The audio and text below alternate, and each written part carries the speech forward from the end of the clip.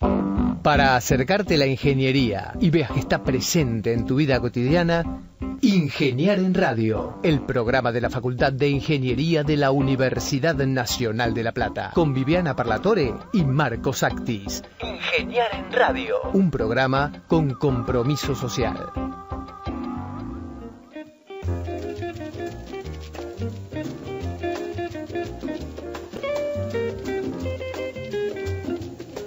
Hola, ¿qué tal? ¿Cómo están todos? Bienvenidos, muy buenas noches. Aquí estamos en vivo en una nueva emisión de Ingeniar en Radio, el programa de la Facultad de Ingeniería de la Universidad Nacional de La Plata. Pasaron 4 minutitos de las 8 de la noche y aquí estamos, con mucha información para compartir. Marcos Actis, ¿cómo va eso? ¿Qué tal, Viviana y a toda la audiencia? Muy buenas noches. Buena semana, ¿cómo fue todo? ¿Cómo vienen siendo los días? Acá con mucho andamos, trabajo. Un rato caminando y otro a pie, como decían en mi pueblo. Claro. Bueno, con bastante movilización hacia adentro de la universidad, en rigor.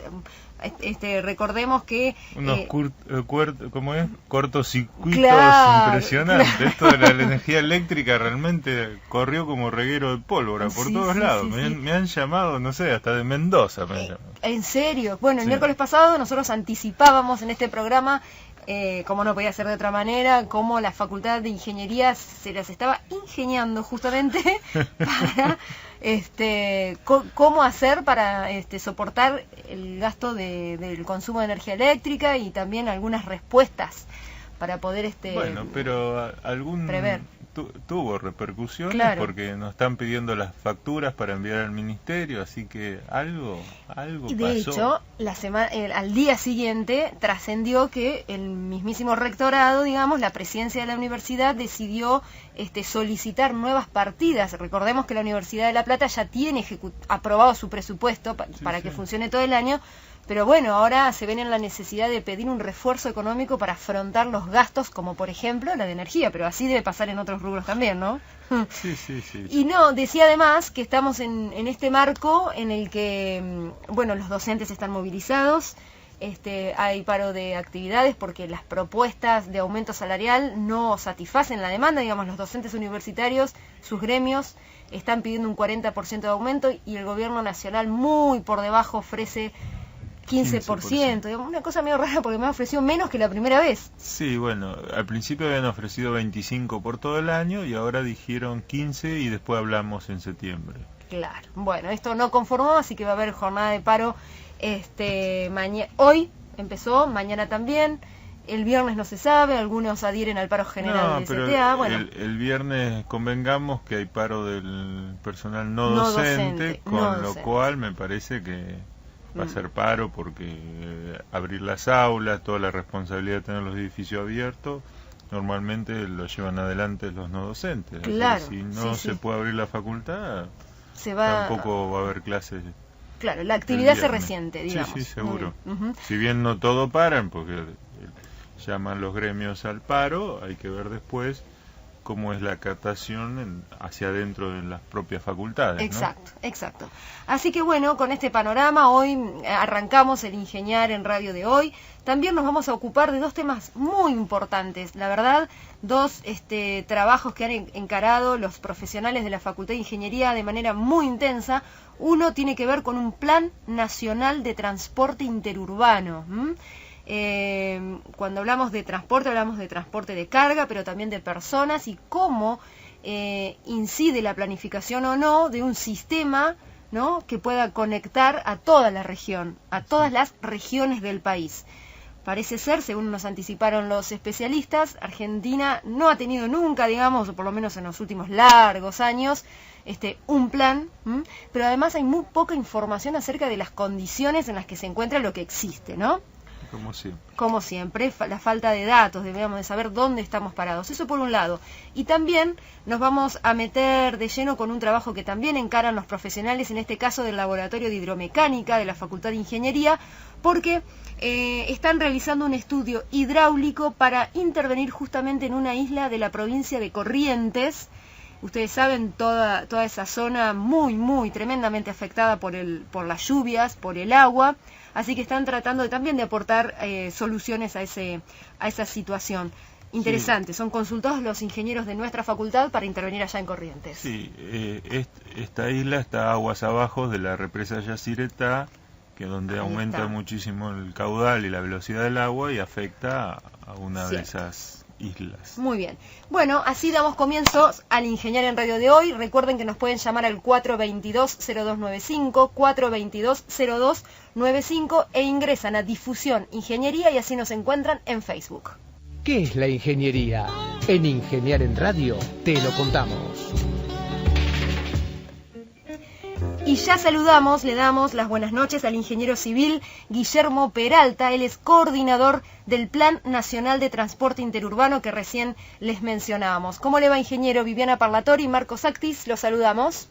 ¿Cómo le va, Viviana? ¿Bien? Bien, muy bien, gracias por atendernos. Bueno, cuéntenos un poquito, de qué se trata, por dónde va este ambicioso, ¿no? Plan Nacional de Transporte Interurbano en el que están trabajando. Sí, es ambicioso, nosotros lo hacemos siempre de un esquema de humildad en el sentido de tratar de aportar para despertar conciencia sobre una serie de temas que creo que son fundamentales para el país, ¿no es cierto?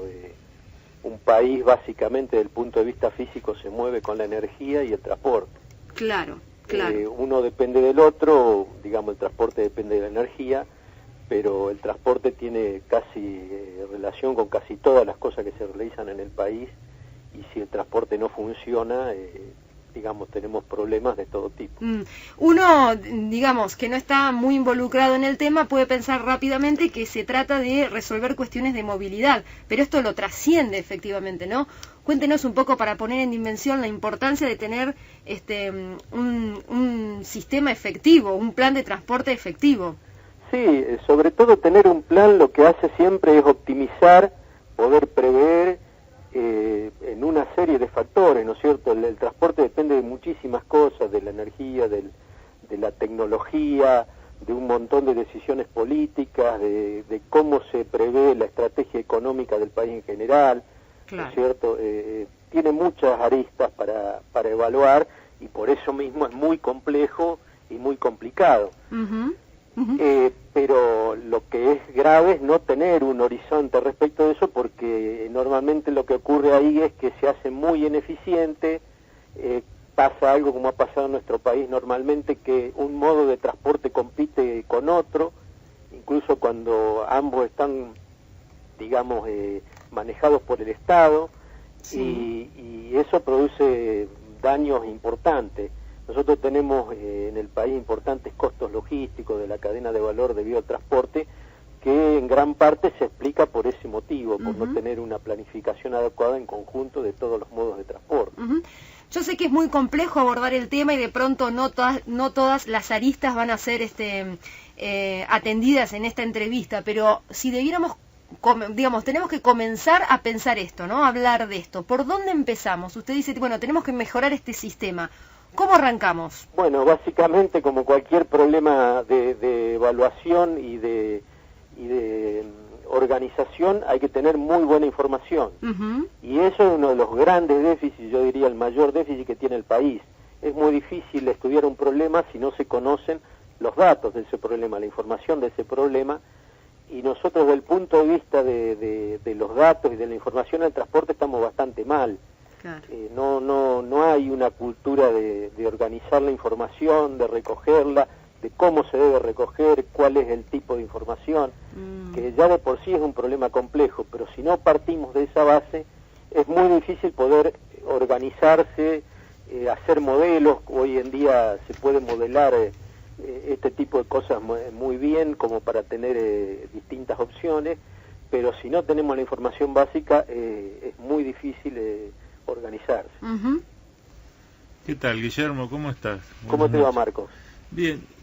¿Tenemos algún dato respecto al transporte de cargas y si esto es así? Eso es uno de los temas más graves en cuanto a información. En general, en el tema de cargas se conoce bastante bien lo que sale fuera del país. Más o menos lo que entra, pero lo más grave es lo que no se sabe bien lo que circula dentro del país. Se calcula aproximadamente, con lo que te digo, que lo que del transporte hacia afuera del país es un 20% en toneladas, ¿no es cierto?, en toneladas. no en cantidad de cosas, además, porque a veces es difícil medirlo al transporte. Pero pensando en toneladas, el 20% circula fuera del país, o sea, entrada y salida, y el 80% dentro. Con lo cual estamos viendo que el 80% del transporte lo tenemos muy mal catalogado y con poca información. Entre las regiones, incluso no sabemos bien, sobre todo en el modo automotor, que hoy en día en nuestro país, si tomamos los modos móviles de transporte, o sea, excluyendo los ductos, es el 95% de la carga en toneladas. Y de eso sabemos muy poco. Con lo cual estamos bastante mal en ese sentido. Tenemos que aclarar, como sé que hay cosas que no se conocen, nosotros hemos hecho recientemente algunas estimaciones respecto de lo que se transporta en tren. La carga en tren, como es muy poca y está muy localizada, sí sabemos bastante bien qué carga se transporta, y básicamente 4 o 5 productos, sobre todo a granel, que explican toda la carga en tren. Pero como lo que se transporta por ductos es el doble, o sea, nuestro país tiene un buen sistema de ductos, sobre todo de poliductos, petróleo, gas, es el doble de carga que lo que se transporta en tren, para tener una idea. Claro. Como datos que hemos obtenido, que hemos elaborado en el plan. Y no sé si mencionó el porcentaje de lo que se transporta en tren, de la carga en tren. El tren sí es el 4,5% más o menos de toda la carga que se transporta, excluyendo los ductos. ¿Y usted cree que puede resultar beneficioso descomprimir todo lo que se transporta vía carretera y que eso se traslade a tren, o la solución pasa por otro lado? No, es importante hacer crecer el tren. Nosotros tenemos un país, sobre todo donde hay mucha carga, que tiene una superficie llana que es ideal para el tren, pero de todas maneras no es una cosa que es tan fácil hacerlo. Otros países que tienen porcentajes más altos en tren, como ser Brasil, la realidad es que les cuesta mucho hacer crecer también el porcentaje en tren. Brasil tiene un 25% como ser de carga en tren versus el 4,5% nuestro, pero si le sacamos el mineral de hierro que transportan, solo queda el 10%. O sea, el tren en general, incluso en Estados Unidos, donde el transporte de carga en tren es lo más alto del mundo, es el 40%, pero prácticamente un 80% de esa carga es granel, es decir, carbón, mineral de hierro, incluso ellos transportan petróleo, una serie de cosas, y es difícil hacerlo crecer en carga general, no solo acá en Argentina, sino en todo el mundo, ¿no? Y sobre todo, además, parece que hay una dicotomía de que en el mundo donde andan bien los sistemas de tren de carga, no andan bien los de pasajeros. Y en Europa, como sé que andan muy bien los de pasajeros, eso aparentemente invalida un poco el tema del tren de carga. Qué curioso, ¿no? O sea, que no es un tema fácil. ¿Y cómo se puede optimizar, teniendo en cuenta que, bueno, estamos en esta situación, ¿no? El 95% de la carga se hace vía transporte por carretera, digamos, ¿no? A través de camiones. ¿Cómo se hace para optimizar este sistema, o cuáles encuentran ustedes que son los principales inconvenientes? Bueno, en primer lugar, yo creo que hay algunas explicaciones de por qué ha ido pasando esto, que nosotros, algunos paradigmas de cómo se explica esta situación, querríamos reverlo. En general, el problema, con el tren pasa un problema básico, que es que tiene la misma configuración de vías que hace prácticamente desde que comenzó hace 150 años. Claro. Y no ha cambiado esa configuración de vías. Nosotros creemos que hay que estudiar en base a datos muy específicos y a recoger datos ciertos, y sobre todo eso en manos del Estado. Creemos que hay que cambiar un poco la configuración de la red. En realidad, yo creo que hay mucho transporte de carga por camión, porque el tren no tiene una red que pueda competir con el camión en el buen sentido, es decir, que pueda tomar carga que está produciendo el camión, porque no tiene un desarrollo de red adecuado. Quedó en un sistema radial a los puertos, y toda la carga, como decía, que es el 80% de todo el país, es difícil transportarla en tren, porque solo va hacia los puertos, ¿no? Claro. Pero claro, ese tipo de inversión es muy grande y para tomar las decisiones hacia dónde se pueden desarrollar las vías del tren hay que hacer estudios profundos, porque si no podemos malgastar el dinero. Pensaba cuando lo escuchaba comentar sobre las cifras de cómo se circulan las rutas, claramente, digamos, los contratiempos que a veces tiene que haya tanta circulación de camiones en rutas. No sé si esto ustedes lo visualizan como un inconveniente, una cuestión a solucionar, pero bueno, hablamos de rutas congestionadas o el mal estado, ¿sí? No sé si la solución podría pasar por vías especiales para el transporte de camiones. En este aspecto, ¿qué han estudiado ustedes? Sí, es cierto que hay congestión en muchos lugares. Nosotros en el plan proponemos que hay que ampliar calzadas de ruta en varios lugares. En concreto, de las rutas se sabe, sí hay bastante información de la cantidad de vehículos que, si bien no sabemos las cargas, pero sí sabemos la cantidad y tipos de vehículos que circulan. También hay que decir que muchos de los problemas de seguridad en la ruta no es un problema de la configuración de las rutas o el nivel o la cantidad de vehículos que circulan, sino de la regulación de cómo circulan esos vehículos, en el sentido de que no se siguen normas estrictas, no hay un control estricto y eso genera muchos accidentes. Claro. O sea que además de la parte de infraestructura, de mejorarla, también hay que pensar en mejorar la regulación de cómo circulan los vehículos en la ruta. Hay países que tienen la misma densidad de tránsito con el mismo tipo de ruta y sin embargo tienen mucho menos accidentes y menos problemas que nosotros. Claro. Eso da la idea de que hay otro tipo de problemas, no solo de infraestructura. Muy Como bien. la infraestructura es lo más caro, primero hay que mirar un poco y resolver los problemas que implican menos costo y que además son más rápidos de abordar.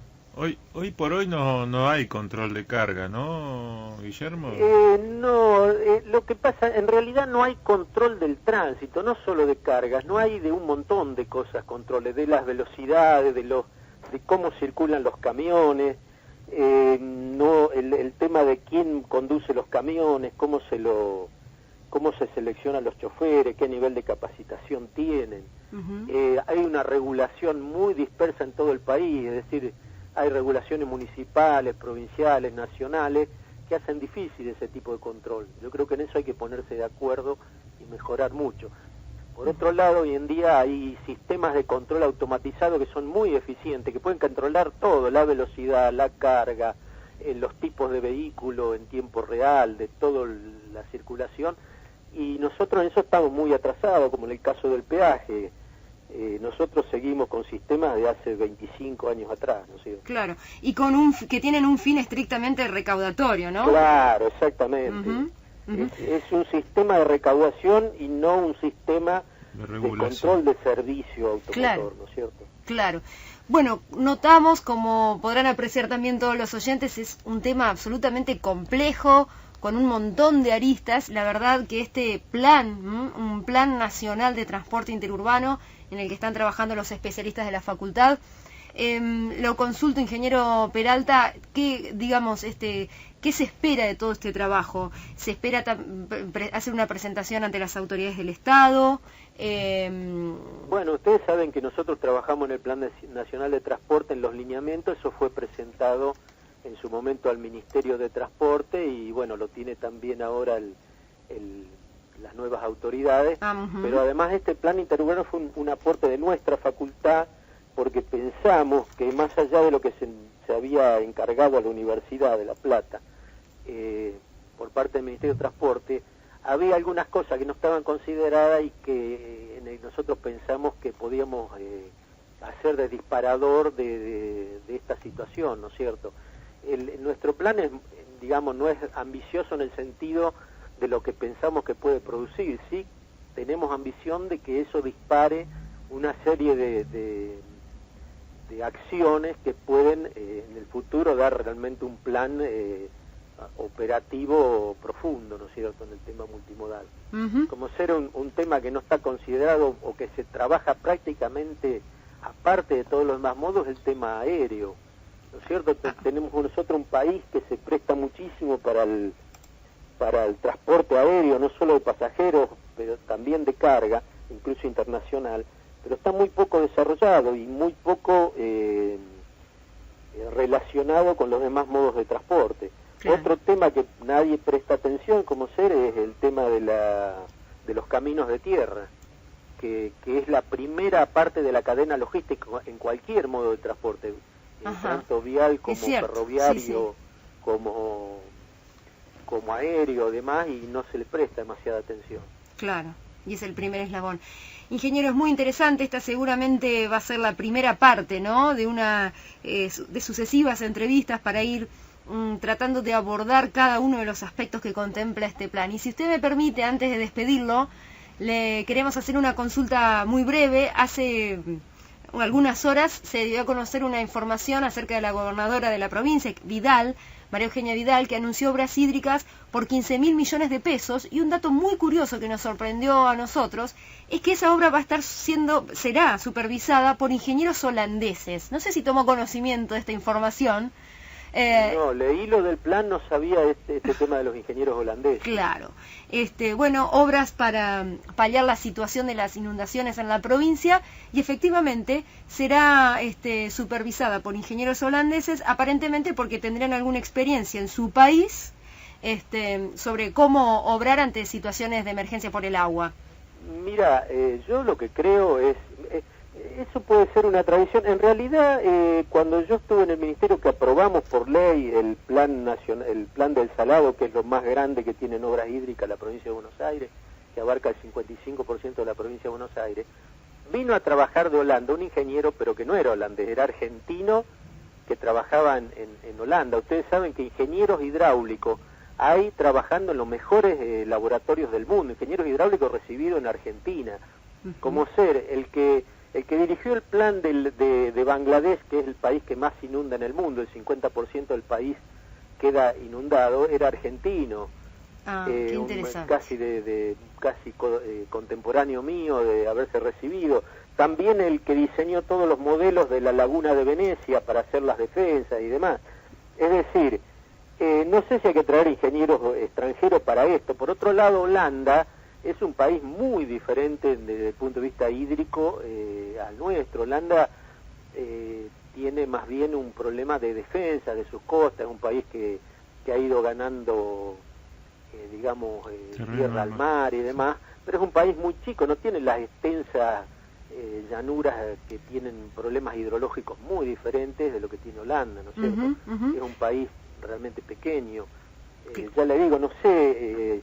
yo creo que más que el supervisar por ingenieros holandeses, lo que habría que hacer es respetar los planes que se han diseñado, como el tema del plan de Salado, que ha tenido algunos desvíos bastante importantes, y seguirlo, digamos, claro. y sobre todo actualizarlo. El plan de Salado fue hecho por ingenieros argentinos, claro. Y es un plan muy bien diseñado, tiene todas las condiciones, tuvo un diseño tanto ambiental como económico, de evaluación económica muy profundo. Lo que pasa que habría que rever algunas condiciones hoy en día en el tema sobre todo de la evaluación económica y qué tipos de obras convendría hacer teniendo en cuenta las nuevas condiciones que han ido produciéndose y los nuevos datos que se han ido recabando en estos 15 años que tiene de aprobado el plan. Claro. Pero los ingenieros argentinos yo creo que están en las mejores condiciones o mejor todavía que los holandeses, dado que conocen mucho mejor la situación para poder manejar este plan. Claro. Omití contarle a los oyentes que nos pareció pertinente hacerle esta pregunta porque sabemos de sus antecedentes como funcionario en el gobierno bonaerense y que usted había sido una de las personas clave en el desarrollo de las obras en la cuenca del río Salado. Por eso la pregunta ha sido muy claro, muy interesante conocer su opinión. Así que le agradecemos mucho este contacto. Bueno, te agradezco. Que tenga muy buenas noches y gracias por atendernos. Bueno, saludos a Marco. Bueno. Chao, Guillermo, un abrazo. Chao, un abrazo, Marco. Guillermo Peralta es ingeniero civil, es coordinador del Plan Nacional de Transporte Interurbano, intenso trabajo que están desarrollando en la facultad junto con otras instituciones también. Y bueno, también conocíamos, interesante, cuánto sabe, ¿no? Acerca de esta noticia que se conoció de la inversión de 15.000 millones de pesos para invertir justamente en obras para paliar la situación de las inundaciones. Pero claro, cuando leíamos que iban a llegar ingenieros holandeses, fue sorpresa. Ojalá sea solo este vínculo que describía muy bien el ingeniero Peralta y que sean obras que sean dirigidas y pergeñadas por ingenieros bien nuestros. Ya pasaron 29 minutos, falta un minutito para las 1:30 y el informativo. Vamos a una pequeña tandita y ya venimos. Facultad de Ingeniería de la Universidad Nacional de La Plata. Una tradición en la formación de ingenieros con capacidad de entender los fenómenos sociales y contribuir al desarrollo de la comunidad.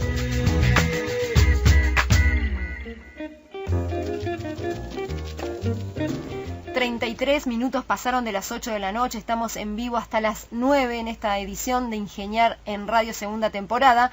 Como siempre les decimos, se pueden comunicar con nosotros al 422-0295, 422-0295, y ahora más que nunca los invitamos a que echen un vistazo a la página de la universidad, de la facultad, porque se está estrenando, ¿no, Marcos? Sí, el fin de semana pusimos en funcionamiento, estamos todavía puliendo.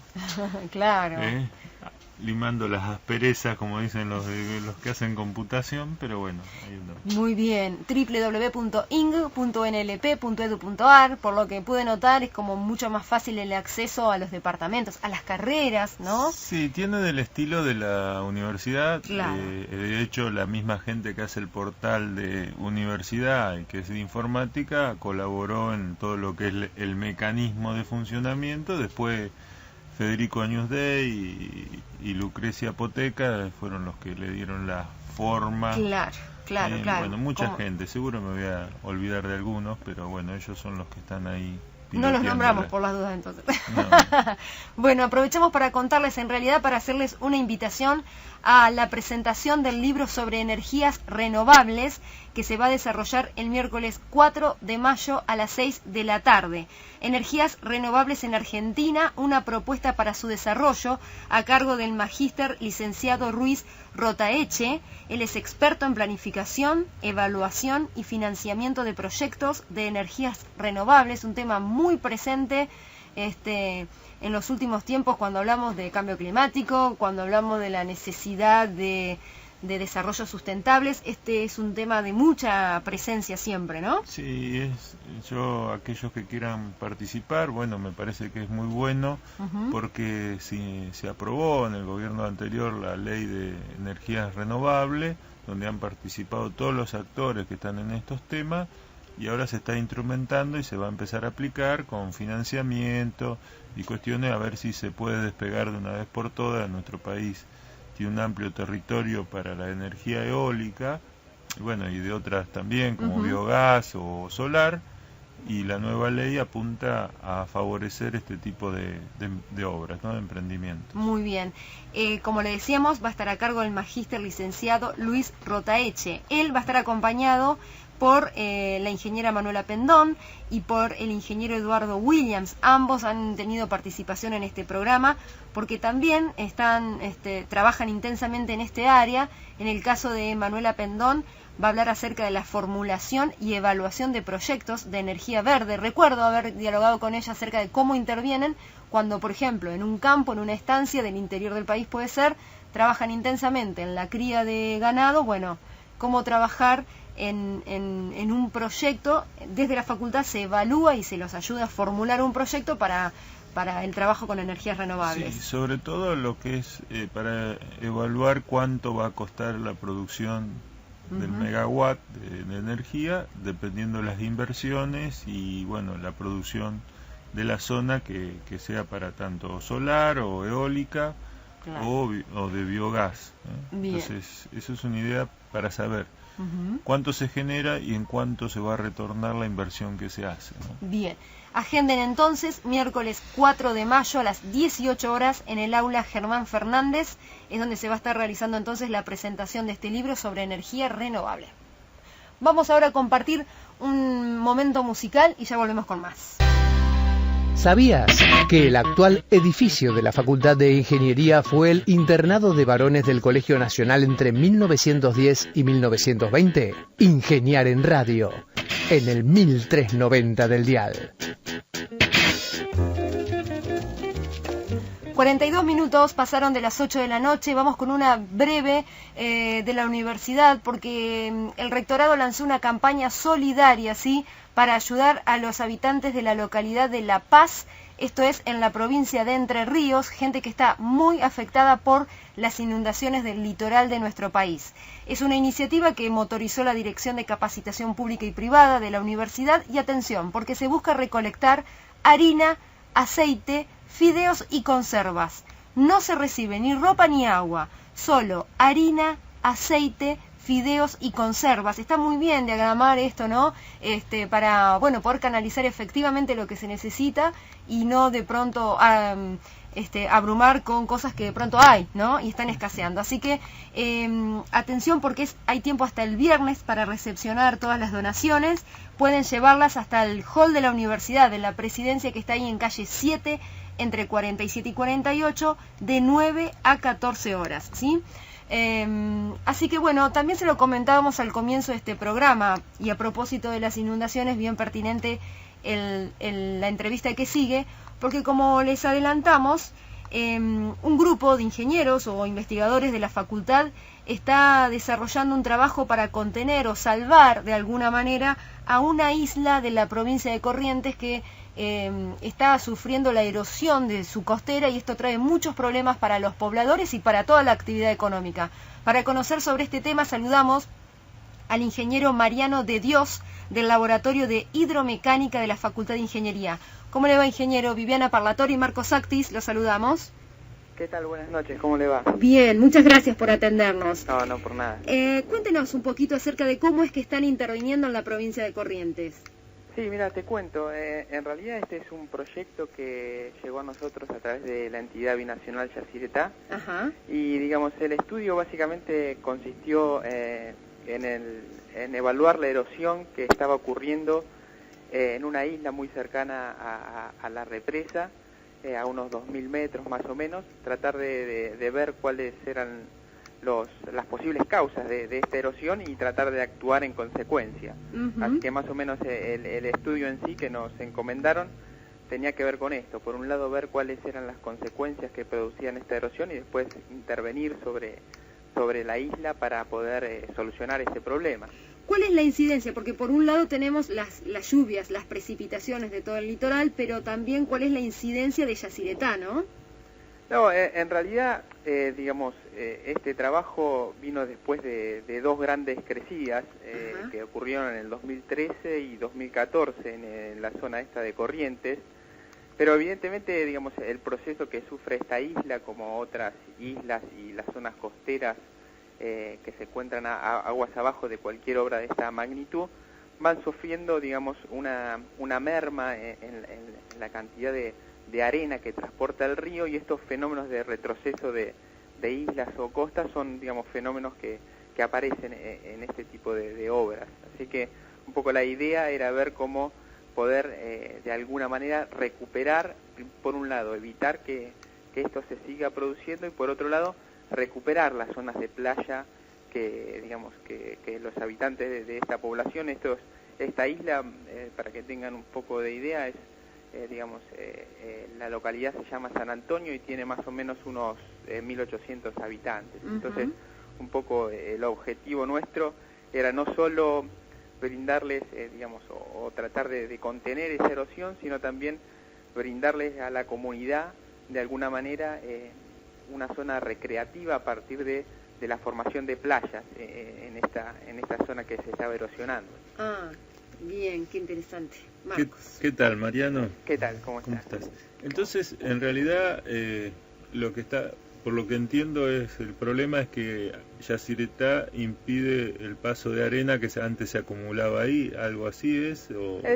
Claro, en realidad el fenómeno particularmente, las velocidades del agua tienen, influencia, pero básicamente es el fenómeno que se produce en estas islas y en otras zonas costeras, es justamente eso, una represa o una obra de estas características tiene la particularidad de dejar pasar el agua, por un lado, pero, retiene todo lo que es la arena que venía, trayendo naturalmente el río. Así que es un proceso que que se da habitualmente en este tipo de obras. Así que, digamos, por eso lo importante es por ahí, cuando empiezan a ocurrir, digamos, estos hechos, tratar de intervenir lo más rápido posible para evitar, digamos, que estas situaciones se sigan propagando, porque si uno las puede de alguna manera atender rápidamente, es mucho más fácil de solucionar, no dejar esperar, digamos, a que se vaya toda la arena que había en el lugar. ¿Y en qué ha consistido la obra efectiva que han realizado o que han proyectado? Sí, bueno, te comento, la obra en realidad tiene, por un lado, está conformada por 6 escolleras de enrocado, las escolleras típicas que uno puede ver, no sé, en las playas de Mar del Plata, por ejemplo, y entre medio de estas escolleras lo que se hace es lo que se conoce como refulado de arena, es decir, traer arena de otros sectores del río, de sectores aledaños, entre medio de estas escolleras de piedra, de tal manera que se genere ahí una zona de playas. Entonces los habitantes del lugar de alguna manera pueden utilizar también esas playas, y no hay que olvidarse que esta zona de islas, su fuente o una fuente importante de trabajo viene por un lado por el tema del turismo o ecoturismo, pero también por el tema de la pesca, así que toda la zona esta de escolleras y eso, todas estas obras también les sirven a los pobladores para poder seguir, digamos, con su actividad. Claro. ¿Y has tenido oportunidad de ir, de comer pescado, me imagino, pero sí. De estar en el lugar, ¿no? Sí, de estar en el lugar, sí. De hecho, Marcos, nosotros hace un mes más o menos estuvimos ahí con la gente de Yacyretá, de alguna manera mostrándoles a la comunidad acá de San Antonio este proyecto, que en realidad es un proyecto que de alguna manera ellos esperaban hace bastante tiempo, así que estuvimos junto con la gente de la entidad binacional de Yacyretá presentándoles a las autoridades, a la intendenta de San Antonio, junto a otros concejales que habían ido, presentándoles la obra esta que estaba propuesta.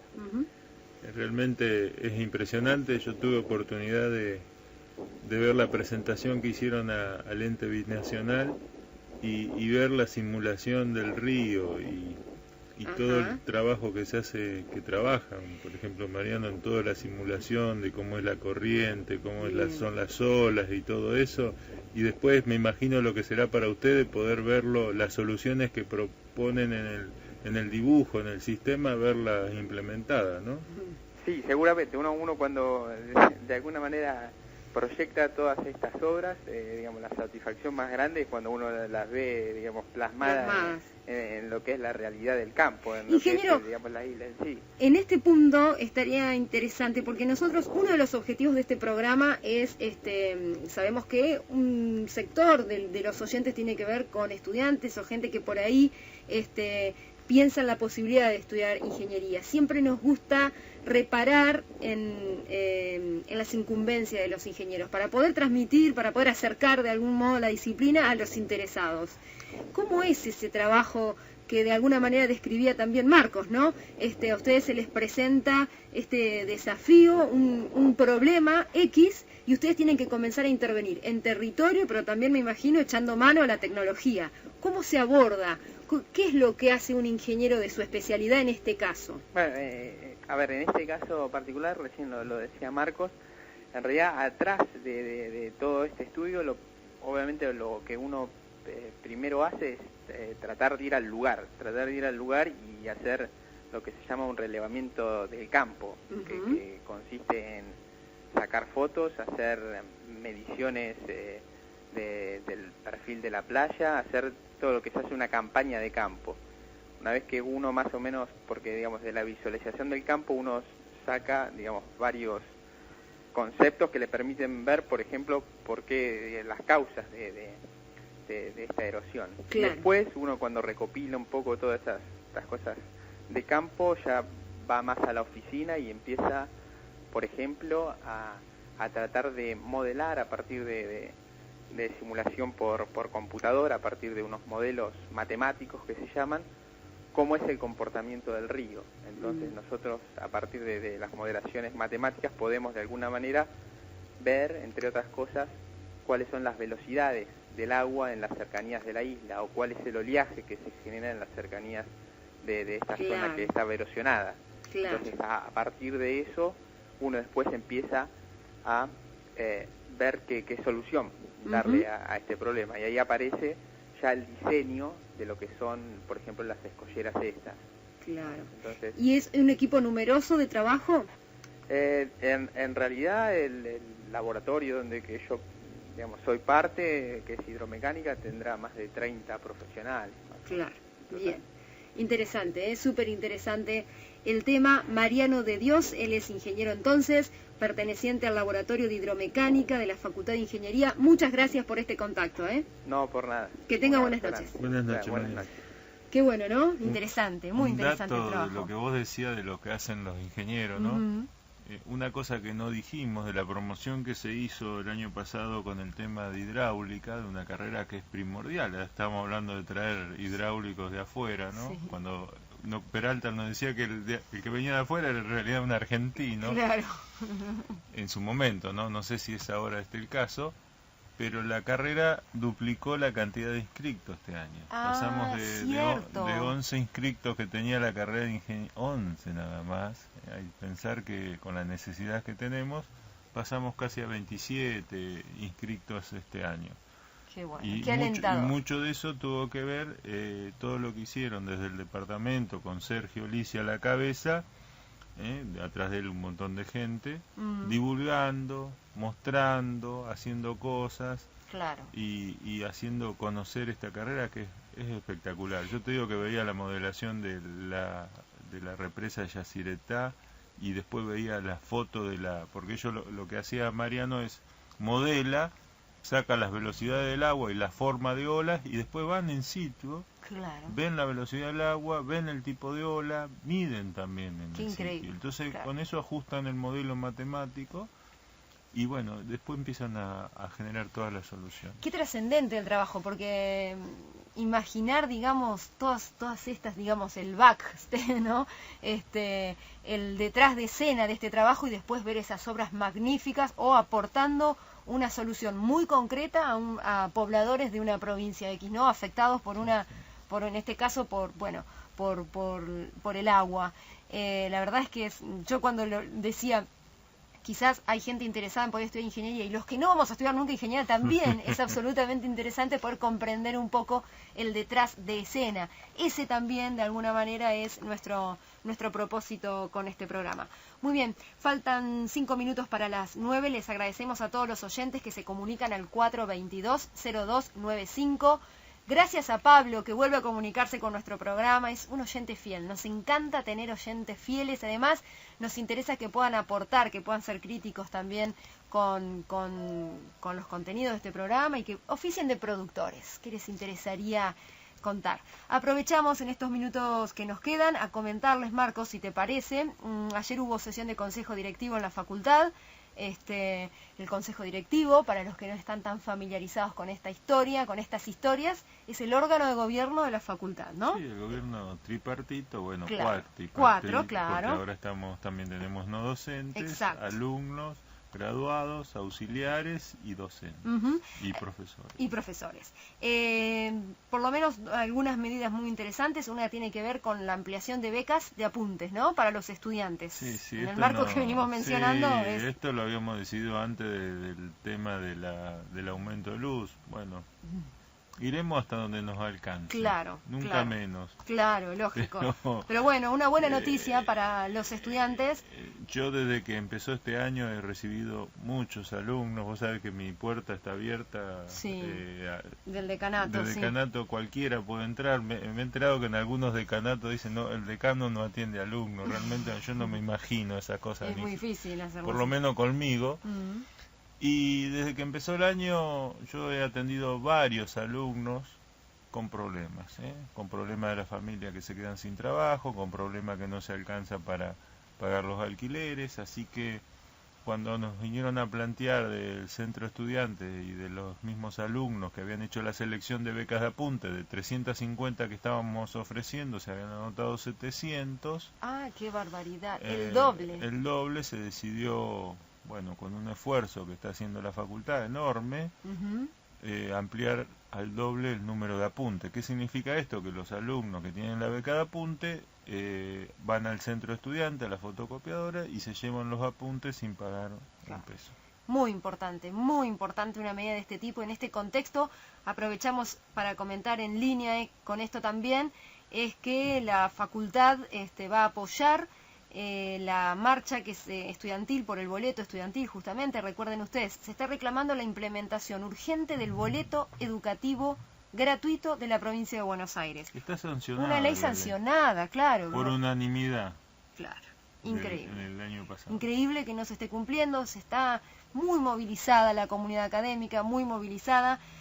Así que bueno, el 6 de mayo habrá una movilización importante en reclamo justamente a la implementación del boleto educativo gratuito. Lo que hace la facultad en realidad es dar facilidades. La facultad no... Para quien quiera participar, para claro. Quien quieren participar, claro. Aquellos que quieran, y los docentes van a dar clases, los que quieren ir a clase van a dar clases, y los que van a la manifestación no se le pasa el ausente. Bueno, esa es la cuestión de facilidades, pero no es que se interrumpan las clases ni nada por el estilo. Bien, ¿no? Para los que se comunicaron para conocer acerca finalmente de cuál va a ser el funcionamiento de la facultad, el viernes reiteramos lo que dijimos al comienzo. Hay un paro de actividades de los trabajadores no docentes de la facultad, de manera que esto resiente las actividades de toda la facultad. Habrá que averiguar qué hace cada profesor, cada área de trabajo. Recordemos que tanto hoy como mañana hay paro docente. Cierto. Pero, bueno, no docente. O sea, la facultad se abren las aulas, se abren los edificios. Hay docentes que paran y docentes que no paran. O sea, esto es así, el gremio, los que adhieren y los que no adhieren. Hay total libertad, tanto para el que para como para el que da clase. Pero el viernes no hay paro docente, pero sí hay paro no docente. Ahí está. El paro no docente, también, ¿qué pasa? Si la facultad no se abre, no se pueden dar clases. Claro. Y lo que va a haber el viernes también facilidades académicas para ir a la marcha en Buenos Aires. Muy bien, así terminamos con este Ingeniar en Radio de hoy. Gracias a todos por estar ahí. Tomás Fuccini en la puesta en el aire, Vicky Versa en la producción y Marcos Actis, como cada semana. Muchas gracias. Buenas noches. Hasta el miércoles que viene. Chao.